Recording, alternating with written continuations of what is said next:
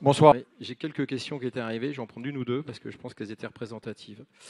Il y avait une question qui aurait pu aller à Alain Rousset qui vient nous parler du sort des CFA.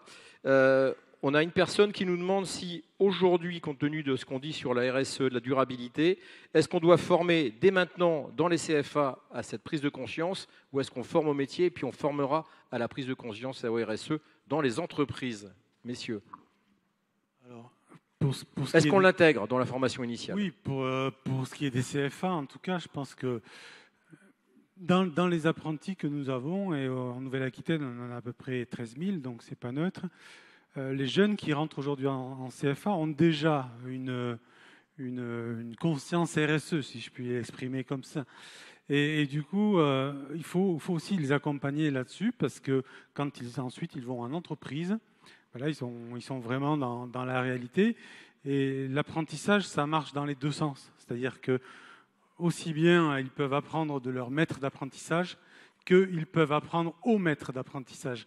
Et effectivement, on a ce travail-là à faire, nous, dans les CFA, à les accompagner dans leur réflexion sur la durabilité, sur la soutenabilité. Mais souvent, ils sont aussi bien plus avancés qu'on le croit. Allez, une avant-dernière question. Je veux bien que ce soit pour vous, vous êtes d'accord en général. C'est une question de stratégie. Résilience et durabilité doivent-elles relever de la même stratégie ou de deux stratégies parallèles? Durabilité, résilience. Est-ce qu'on oppose les mots? Est-ce qu'on les associe? Alors, bon, c'est un peu en dehors de mes non, mais on parle de stratégie, donc... Non, la résilience, la stratégie suppose la résilience. Donc, si vous avez une stratégie de durabilité, vous devez bien organiser la capacité à prendre des coups et à rebondir. Tout à l'heure, on parlait des erreurs.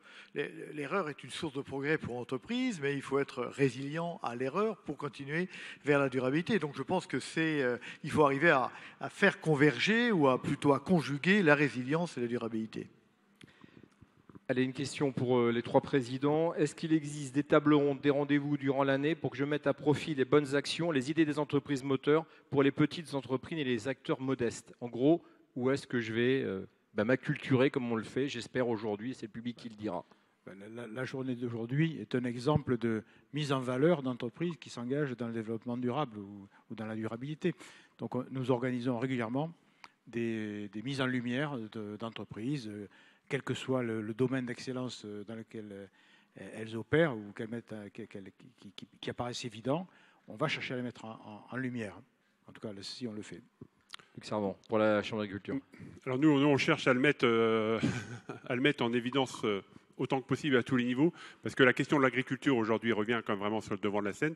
Beaucoup de questions aujourd'hui apparaissent de la part du consommateur, du citoyen, sur les modes de production et donc derrière sur la durabilité du système agricole français.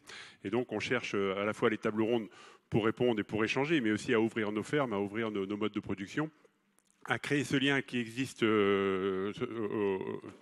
au quotidien, tous les jours. Quand on mange, il y a le lien entre l'agriculture et puis le consommateur. Mais ce lien, il faut qu'on explique ce qui se passe derrière et comment évolue l'agriculture, puisque les questions sont très fortes. Mais il faut aussi qu'on mette en évidence que la souveraineté, c'est aussi de maintien de l'agriculture locale, une agriculture productive. Et donc, il faut tenir l'ensemble des enjeux. La souveraineté, ça a été dit, la souveraineté alimentaire, ça en fait partie. Et la production fait aussi partie de cette question de la durabilité. Donc, il y a beaucoup d'enjeux en même temps avec un changement climatique très fort. Et donc, c'est un peu difficile, mais en tout cas, c'est bien que le consommateur et le citoyen s'y intéressent. Et on peut nourrir des rencontres. Moi, je vais vous donner d'autres rendez-vous. On va conclure ici. Je me permets d'en parler parce que c'est Sud-Ouest qui organise, mais c'est que la région et les chambres consulaires. C'est bientôt les trophées de l'économie. Il y en aura forcément dans chaque département, quel que soit le département dans lequel vous serez.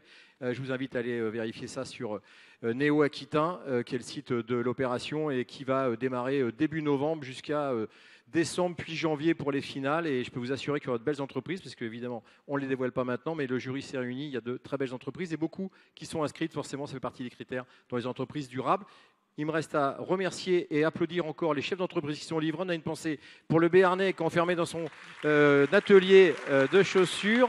On remercie évidemment les chambres consulaires, la région, et puis notre hôtesse même, qui nous a accueillis dans ce très bel endroit avec forcément, on a pu le tester, un très bel auditorium. Merci à vous et bravo pour cette réalisation. Très bonne soirée, je crois que le meilleur nous attend. Merci.